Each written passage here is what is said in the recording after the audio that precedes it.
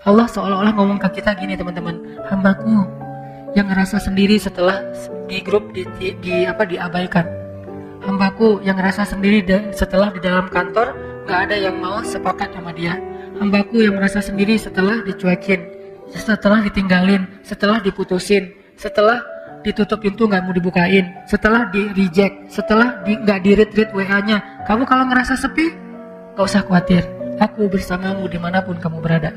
Wa huwa ma'akum aina ma kuntum ma wadda'aka rabbuka wa ma qala. Manusia mungkin bisa ninggalin kamu, tapi aku enggak. Manusia mungkin bisa benci sama kamu, tapi aku enggak. Manusia mungkin bisa ilfil sama kamu, tapi aku enggak. Manusia mungkin bisa dendam sama kamu, tapi aku enggak. Manusia mungkin bisa mengecewakan kamu, tapi aku enggak, wahai hambaku. Jadi Allah lagi memperkenalkan, itulah manusia. Kalau Allah enggak kayak gitu. Ma wadda'aka rabbuka wa ma qala. Jadi teman-teman, kalau kita merasa kecewa dengan makhluk, kecewa dengan manusia, kecewa sama teman, kecewa sama pasangan, kekecewaan yang masih wajar, maka yakinlah Allah gak akan pernah ngecewain kita. Kadang kita bahkan bisa kecewa kepada orang tua kita sendiri. Kadang seorang ayah, ibu kecewa kepada anaknya. Kadang saudara kecewa kepada saudara adik kakaknya. Itu hal yang wajar, itu manusiawi. Tapi Allah gak pernah ngecewain hambanya. Ma wadda'aka rabbuka wa ma qala. Pernah dibenci sama orang tanpa alasan? Pasti pernah. Pernah membenci orang lain tanpa alasan? Mungkin pernah. Tapi Allah enggak. Allah enggak pernah ninggalin kamu, wahai hambaku, kata Allah. Aku enggak pernah ninggalin kamu. Apa buktinya? Kalau kita mau lihat-lihat nih masa lalu kita teman-teman, ketika kita bikin dosa aja, Allah enggak ninggalin kita, coba. Apalagi ketika kita taat. Ketika kita bikin dosa, kita enggak sholat, kita banyak maksiat, kita sombong, kita ingkar, kita nggak ngerti agama, kita menjauh dari kebaikan, Allah nggak ninggalin kita, masih ditolong. Apa buktinya? Buktinya sekarang kita bisa hijrah.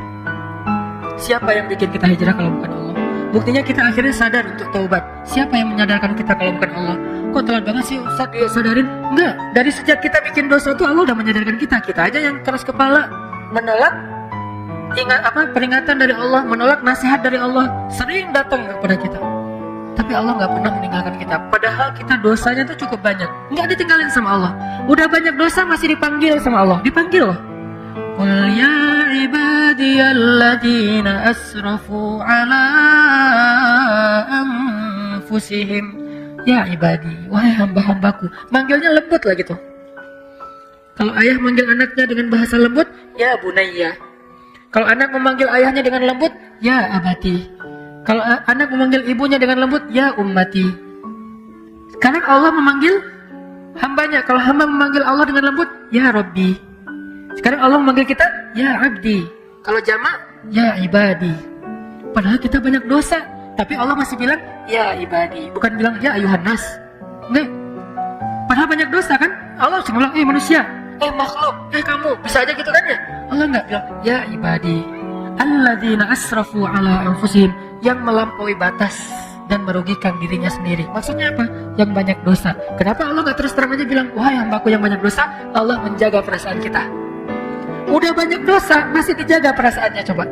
Dalam teks Allah kepada kita. Ketika ibaratnya kalau ini ada sebuah japrian, jadi ada orang yang kita pernah salah sama orang. Sehari, 2 hari, sebulan, setahun, bertahun-tahun, kita banyak salah sama dia.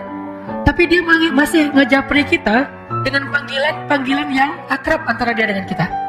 Dan dia nggak nyebut dosa-dosa kita sama sekali. Dia nggak bilang, kamu kan emang banyak dosa kan sama aku selama ini. Kamu kan pernah gini, ini. Enggak, dia nggak ngomong kayak gitu. Friend, bro, bahasa-bahasa yang akrab antara kita dengan dia. Enggak sama sekali ngomongin dosa. Ada nggak orang kayak gitu? Nggak ada. Allah, udahlah kita banyak dosa, udahlah kita sombong banget, udahlah kita sering mengabaikan Allah, Allah sering gak kita warak. Tapi begitu sesekali Allah manggil kita, panggilannya lembut, jaga perasaan lagi. Ya ibadi alladzina asrafu ala anfusihim, hamba-hambaku yang melampaui batas. Gitu doang bahasanya. Bukan hamba-hambaku yang hina, hamba-hambaku yang kotor, hamba-hambaku yang pernah berzina, hamba-hambaku yang pernah membunuh, hamba-hambaku yang enggak, yang melampaui batas. Bahasa yang elegan. Tidakkah kita belajar dari Al-Quran? Al-Quran itu teks yang sangat elegan. Hadis, teks yang sangat elegan. Sejak kapan komen kita tidak lagi berkiblat kepada Al-Quran dan hadis? Kita mengaku pembaca Al-Quran, tapi kita komennya tidak Qurani. Kita mengaku mempelajari hadis, tapi komen kita tidak nyunnah. Arti nyunnah nggak elegan seperti Nabi. Pernahkah Nabi menggunakan istilah-istilah yang tidak baik untuk orang lain? Sampai Nabi mengatakan apa? Kalau ada budak perempuan kalian berbuat zina, maka cambuklah dia, tapi jangan cela dia. Cambuk itu bagian dari hak agama, nggak boleh diabaikan. Itu hak agama, bagian dari keadilan hukum. Cambuklah dia, tapi jangan cela dia. Lalu kalau dia berzina lagi 2 kali, maka cambuklah dia, tapi jangan cela dia. Kalau dia berzina lagi sampai 3 kali, maka juallah dia walau dengan harga seutas tali, murah, tapi jangan cela dia. Coba, tetap nggak boleh mencela. Terus apakah kita merasa lebih layak daripada Rasulullah untuk mencela orang lain hanya gara-gara berbeda partai, hanya gara-gara berbeda pandangan politik, hanya gara-gara beda mazhab dalam fikih, hanya gara-gara beda geng? Di mana Al-Quran dan Sunnah? Di mana Al-Quran dengan teks elegannya? Di mana Sunnah dengan teks elegannya? Kita mengaku Al-Quran dan Sunnah. Bahkan kita mengaku sebagai ahlinya. Ahlinya apa? Ahlus Sunnah, yang paling berpegang dengan Sunnah. Di mana elegannya? Bukankah Nabi itu terkenal dengan tabligh? Apa arti tabligh? Kemampuan berkomunikasi yang paling baik. Sehingga ketika Nabi bicara, semua orang ngerasa nyaman dengan ucapan Nabi. Soal diterima atau ditolak itu masalah egonya, tapi nyaman pasti nyaman dengan mendengar ucapan Nabi. Sehingga Allah mengajarkan kita, bahkan kepada orang yang udah ngecewain Allah, Allah masih bilang, ya ibadi. Sampai ketika Nabi Musa mau ketemu Jibril, Allah tahu banget Musa, karena Musa orangnya, karena beliau adalah orang yang gagah, karena beliau adalah orang yang terbiasa bicara belak-belakan, beda dengan Harun. Musa dan Harun ini 2 karakter yang berbeda. Harun diplomatis. Kalau Musa, dia apa adanya karakternya. Karena Allah tahu kayak gitu, akhirnya Allah bilang, wa qula lahu qawlan layyinan. Nanti kalau ketemu Firaun, jangan lupa ya, ngomongnya pelan-pelan aja. Layyin, yang lembut, yang santun, jangan marah-marah. Ketemu siapa? Firaun. Apakah kita lebih rendah dari Firaun? Sehingga kita layak untuk dimarahi atau kita memarahi orang lain? Apakah teman kita hanya beda masalah sepele, dia lebih jelek dari Firaun? Enggak. Kalau ke Firaun aja dibilang qula lahu qawlan layyinan, lalu siapa yang kita ajak bicara? Sejak kapan istri kita boleh kita sebut dengan ucapan yang buruk? Sejak kapan suami kita boleh kita sebut dengan ucapan yang buruk? Sejak kapan ulama kita boleh kita panggil dengan ucapan yang buruk? Bahkan menyebut kata si saja tidak pantas untuk ulama atau orang yang berdakwah. Apakah dia lebih rendah daripada Firaun hanya gara-gara beda mazhab dan persepsi tentang masalah agama? Tidak. Jadi Allah kepada orang yang marah, kepada orang yang mengecewakan Allah aja Allah bilang ibadi alladzina asrafu ala anfusihim. Terus bagaimana itu dengan Abu Lahab? Hanya Allah yang tahu siapa yang layak digituin. Nabi aja nggak tahu.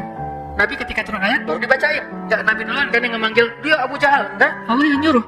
Dia Abu Lahab, Allah yang nyuruh, tabban. Tapi kalau yang lain, Nabi enggak. Bahkan orang munafik aja dirahasiain namanya sama Nabi. Coba, yang tahu nama-nama orang munafik siapa? Huzaifah ibn Yaman, sahibus sirri Rasulillah. Dialah yang menjaga rahasia Nabi, Huzaifah ibn Yaman. Nabi nggak ngasih tahu nama-nama orang munafik terus diposting, dirilis di media sosial biar semua orang tahu nih munafik ya, munafik, nih munafik. Enggak, kenapa? Karena Nabi tidak mau mencela orang lain. Cukup Huzaifah aja yang tahu. Kenapa? Biar nanti kalau ada apa-apa Huzaifah bisa mengambil sikap. Sampai Umar aja nanya ke Huzaifah, ya Huzaifah, kan Nabi ngasih tahu kepada kamu siapa daftar orang munafik.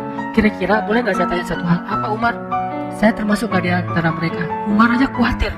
Saya termasuk nggak saya di antara orang munafik? Huzaifah tersenyum. Karena Huzaifah respect banget sama Umar dan pastinya Umar bukan orang munafik. Huzaifah nanya, karena itu bukan rahasia kan?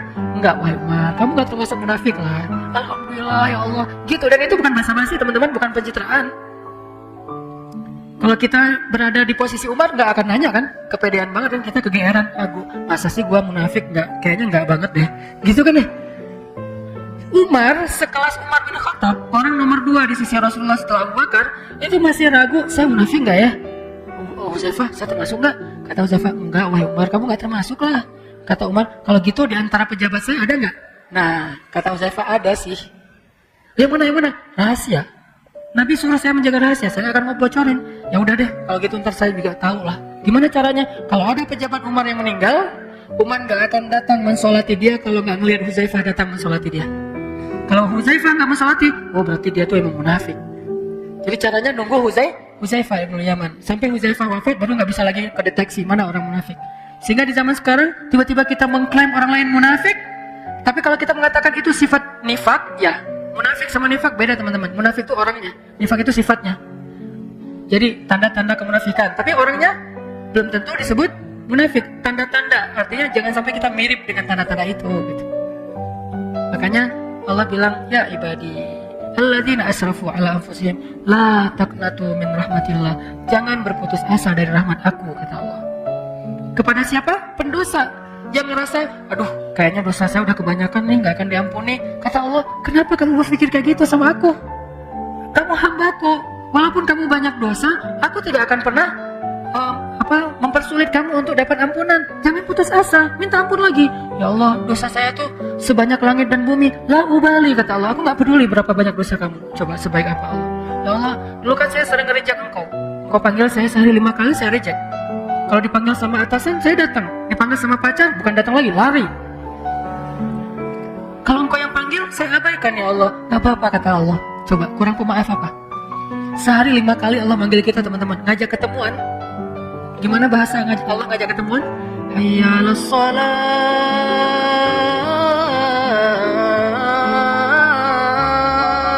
Hambaku ketemuan yuk. Kalau bahasa kita kan, bahasa resminya apa? Mari kita sholat. Sholat itu artinya apa? Ketemu Allah kan? Kalau kalian seolah-olah kalian melihat Allah, kalau tidak melihat seolah kalian yakinlah Allah melihat, ketemuan gitu.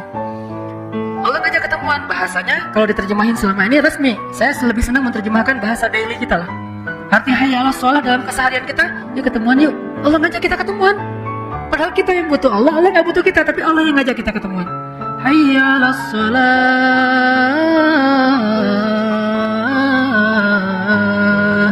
Yuk ketemuan yuk, Allah panggil. Lembut lagi panggilannya, kecuali muazzinnya lagi ngambek. Tapi paling lembut tuh muazzin habis diputusin ya, itu lembut banget. Baru diputusin azan. Hayya 'alal falah. Azan paling baper tuh habis diputusin. Allah manggil kita, terus apa yang buat kita berat langkah? Menunda-nunda panggilan Allah. Allah ngajak ketemuan kita kayak nggak datang gitu, kayak berat banget. Apa? Takut kita yang harus bayarin. Allah bilang, hayya 'alal falah. Tenang aja, aku yang bayarin. Kalau bahasa kita, falah itu apa? Untung, kamu nggak bakalan rugi, tenang aja. Kamu kok yang bayarin, aku yang traktir, aku yang kasih kerjaan, aku. Ntar kalau misalnya kamu ninggalin sesuatu terus rugi, aku ganti kok. Jadi Allah ngejanjiin kita nggak bakalan rugi dengan ketemuan sama Allah, kan gitu kan ya? Hambaku ketemuan yuk. Aduh ya Allah, ada kerjaan, nggak apa-apa. Nanti aku bujuk atasan kamu supaya nggak marah, kata Allah. Aduh ya Allah, ini lagi banyak pembeli nih, nggak apa-apa, nanti berapa? Aku ganti. Duh ya Allah, di situ mah mahal, biar saya yang bayar. Duh ya Allah, apapun alasan kita karena kita takut rugi, Allah bilang, gak apa-apa, ketemuan aja. Hayya 'alal falah, kamu pasti untung. Alasannya apa lagi coba? Allah ngajak ketemuan, Allah ngejamin kita gak bakalan rugi. Jadi kalau bahasa kita, hambaku ketemuan yuk. Gak usah khawatir, aku yang bayarin. Oh ada kerjaan, ntar aku gantiin. Oh ada pelanggan, ntar aku tambahin rezeki kamu. Terus apa alasan kita gak datang? 5 kali sehari Allah panggil. Padahal dibuka dan ditutup dengan kata-kata Allahu Akbar, Allah yang paling agung. Tapi manggil kita, harusnya kan kita yang begging ke Allah ya, Allah ketemuan dong please. Harusnya kan kita kan ya, harusnya kita bilang Allah hayya 'alas shalah, yuk sini ketemuan sama saya, kan harusnya gitu kan. Kita ke Allah, ya Rabbi. Enggak, Allah yang manggilin kita. Ini agak-agak unik nih. Yang butuh siapa? Yang ngajak siapa, kan gitu. Padahal Allah gak butuh kita, ghaniyun 'anil alamin. Allah gak butuh sama sekali. Kita kufur serentak semuanya, itu gak ngurangin kebesaran Allah. Walaupun setetes air di ujung jarum yang dicelupkan ke laut, gak berkurang. Gara-gara kita kufur, nih biar Allahnya bete nih, kita kufur aja sekalian. Enggak, biasa aja. Kalau kita kufur kan Allah rugi, siapa bilang? Oh ya udah, biar Allah tambah mulia, kita taat aja. Enggak, ketaatan kita gak bikin Allah lebih mulia, nggak bikin Allah kekuasaannya bertambah, karena kita nggak ngaruh buat Allah. Mau taat, mau kufur, nggak ngaruh buat Allah, sama sekali nggak ngaruh. Terus ngapain Allah manggil kita? Murni karena sayang, bukan karena butuh.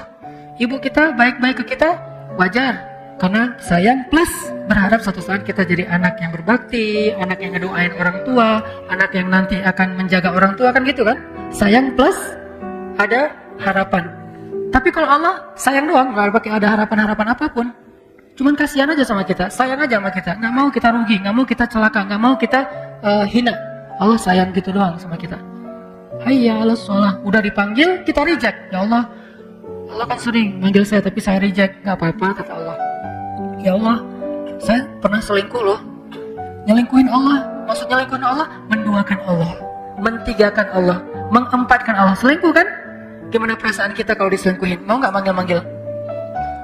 Ketemuan yuk. Tapi kan aku pernah nyelingkuhin kamu. Oh ya? Wah. Bisa.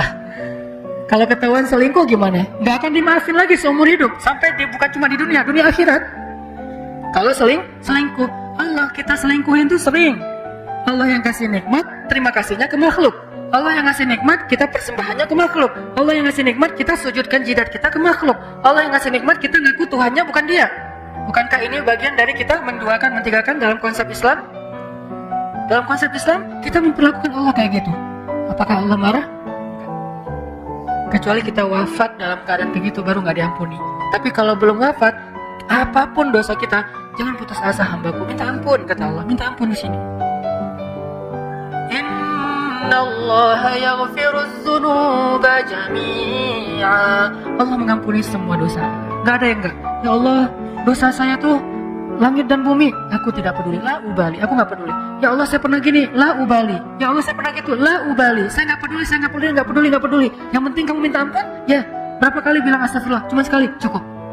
Sekali doang, mengampuni semua dosa-dosa kita di masa lalu yang bertahun-tahun lamanya. Kurang apa? Baiknya Allah Subhanahu wa Ta'ala. Itu maksud dalam berbuat dosa aja, Allah nggak ninggalin kita. Apalagi ketika kita taat. Terus kalau berbuat dosa aja Allah masih sayang sama kita, gimana kalau kita taat kira-kira? Maka apa yang membuat kita khawatir untuk taat sama Allah? Apa yang membuat kita khawatir untuk memilih pilihan Allah? Apa yang membuat kita khawatir untuk sujud kepada Allah? Apa yang membuat kita khawatir untuk melangkahkan kaki ke rumah Allah? Apa yang membuat kita khawatir untuk menyebut nama Allah? Apa yang membuat kita khawatir untuk berdoa kepada Allah? Apa yang membuat kita khawatir untuk tetap istiqomah di jalan Allah? Apa? Takut ditinggalin sama Allah. Dulu dosa aja nggak ditinggalin, apalagi sekarang berpahala. Dulu maksiat aja Allah nggak ninggalin, apalagi sekarang taat. Terus apa masalah kita? Bukti Allah nggak ninggalin kita, sampai sekarang kita masih hidup. Sampai sekarang kita masih sehat. Sampai sekarang kita masih punya keluarga. Sampai sekarang kita dikasih hidayah lagi tuh. Berarti ma wadda'aka rabbuka wa ma qala. Rabbmu nggak pernah ninggalin kamu, hambaku.